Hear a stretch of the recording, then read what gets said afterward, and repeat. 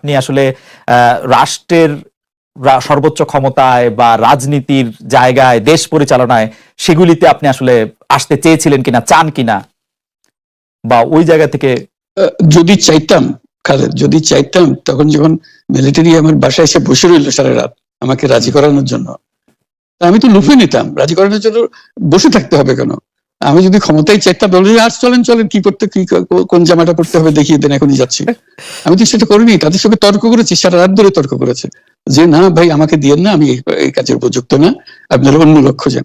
তারা আমার উপরে মন ঠিক করে ফেলেছে আমাকে নিতে হবে। আমি বারে বারে বলতেছি তাদেরকে, তারা নিরাশ হয়ে ফিরে গেল, বললো যে সকালবেলা আবার আসবো, সকালবেলায় আসলে তখন আপনি আমাদেরকে বলেন যে রাজি আছেন। আমি বললাম না, সকালবেলা আসলে একই কথা পাবেন, কারণ আমি তো এটা এমন কিছু না যে মনের মধ্যে সন্দেহ রেখে, দ্বন্দ্ব রেখে আপনাদেরকে বলছি, অত্যন্ত পরিষ্কার ভাবে আপনাদের কাছে বলছি। ঠিক আছে, তা না হলে তো আমি সঙ্গে সঙ্গে রাজি হয়ে যেতাম। খেয়ে ছাড়ে যাও, আপনাকে দেশের পুরো সরকারের প্রধান হবার জন্য আহ্বান জানাচ্ছে, বাংলাদেশে এরকম কয়জন মানুষ আছে বলবো যে না আমি এই দায়িত্ব গ্রহণ করব না। আমি তো করলাম সেটা। এখন আমার নামে বলা হচ্ছে 10 বছর ছিল। আমি বছর নিয়ে তো প্রশ্ন উঠে না।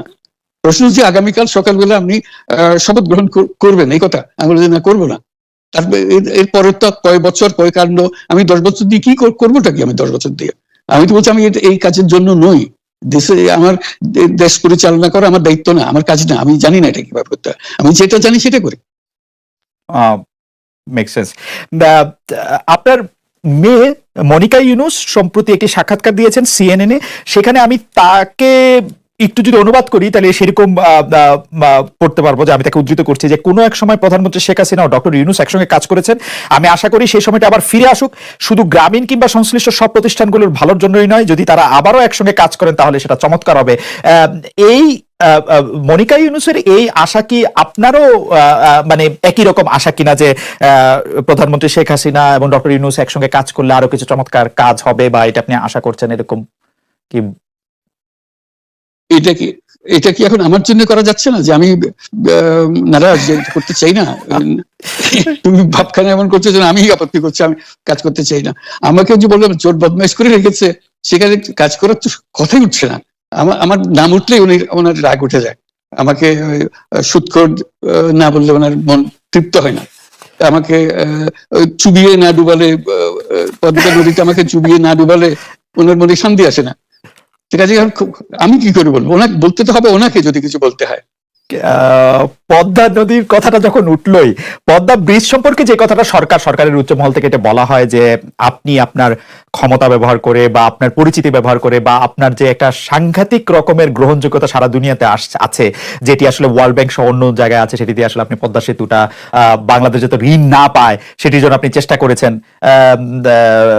এই ব্যাপারটা নিয়ে আপনি একটু কিছু বলবেন, যে এটা আপনার বিরুদ্ধে একটা অভিযোগ? কি বলবো, এটা বলো, এটা হাস্যকর একটা কথা মুখ থেকে বলে ফেললো চোর ডাকাতের মতো, এটাও আরেকটা বলে ফেললো, এটাই সত্য হয়ে গেল।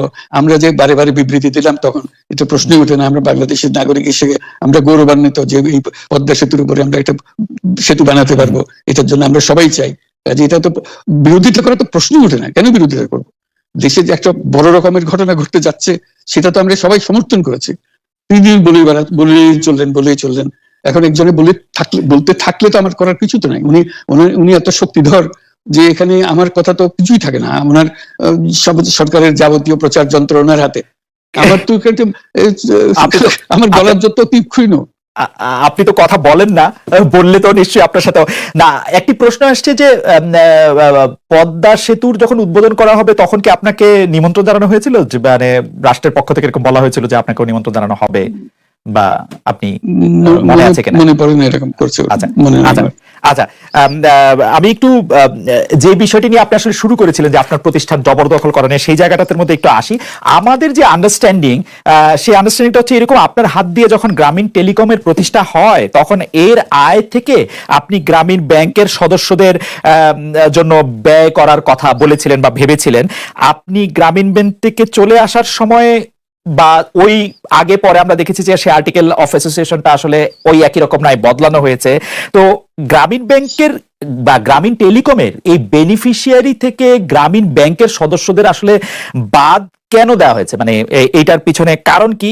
এখন গ্রামীণ টেলিকমের যে লভ্যাংশ তা কোন খাতে আসলে ব্যয় করা হয়, বা মানে যে আয়টা মুনাফা সেটি আসলে?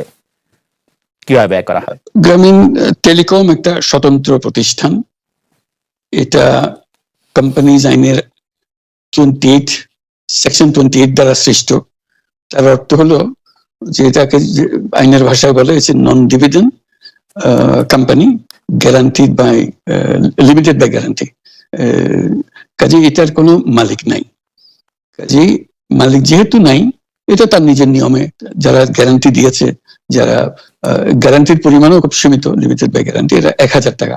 মানে যদি যত তোলপাড় হয়েও যায় কোম্পানিতে, বহু পাওনা থেকেও যায় লোকজনের, যারা এটা পরিচালনা পরিষদে আছে তাদের দায়িত্ব হবে 1000 টাকা পর্যন্ত, এর দায়িত্ব থাকবে 1000 টাকা পর্যন্ত, এর বেশি তার দায়িত্ব থাকবে না। কাজে এত সহজ সরল একটা জিনিস। তো সেটাই হলো গ্রামীণ টেলিকম। গ্রামীণ টেলিকম তখন একবার বলেছিল যে তাদেরকে কিছু কিছু সহায়তা দেবে এটা উপায় অর্জনের কাছ থেকে। এটা তাদের নিজস্ব সিদ্ধান্ত, এটা কারো চাপারও সিদ্ধান্ত না। যে সিদ্ধান্ত, সেই সিদ্ধান্ত অনুসারে সেই সমস্ত যে পরিমাণ টাকা তারা বলেছিল দেবে, এখানে দিয়ে যাচ্ছে। এই পর্যন্ত 500 কোটি টাকার উপরে দেওয়া হয়েছে এই সাহায্য সহায়তা। কাজে ওইটা যে আমরা বা গ্রামীণ টেলিকম এটার থেকে পৃথক হয়ে গেছে, তার যে কথা দিয়েছিল, কথা করে এটা একটা কথা দিয়েছিল, এটা পূরণ করছে না, এটা আইনগত কোনো যে আইনে বাধ্য হতে আপনি দিতে বাধ্য হবেন এরকম কিছু ছিল না। কাজে এই ধরনের বিষয়টা এই টেলিকমের বিষয়ে বলা। গ্রামীণ ব্যাংকের আপনি যখন মানে গ্রামীণ টেলিকমটা আপনি প্রতিষ্ঠা করেন, সেই সময়ে গ্রামীণ টেলিকমের সাথে গ্রামীণ ব্যাংকের সম্পর্কের যে বিধিমালা, সেই বিধি কি আপনি যখন চলে এসেছেন গ্রামীণ ব্যাংক থেকে সেটি পরিবর্তন করা হয়েছিল? তো সেই পরিবর্তনটি মানে পরিবর্তনটির জায়গাটা যদি আমাদের একটু পরিষ্কার করতেন। পরিবর্তন ছিল যে আগে এটা নমিনেট করতে পারতো গ্রামীণ ব্যাংক, চেয়ারম্যান পদের জন্য একজন লোক নমিনেট করতে পারতো। আমরা যেহেতু গ্রামীণ ব্যাংক থেকে আমাদেরকে সরিয়ে দেওয়া হয়েছে, তখন আমরা মনে করলাম যে এটা রাখার আর দরকার নাই। গ্রামীণ টেলিকম থেকে সেই পদটা আমরা পরিষ্কার করে দিয়েছি, যেমন এটা দরকার নাই। এইটুকুই পরিবর্তন হয়েছে। ন্যায়সঙ্গতভাবে পরিবর্তন করার ধারা অনুযায়ী যা যা করতে হয়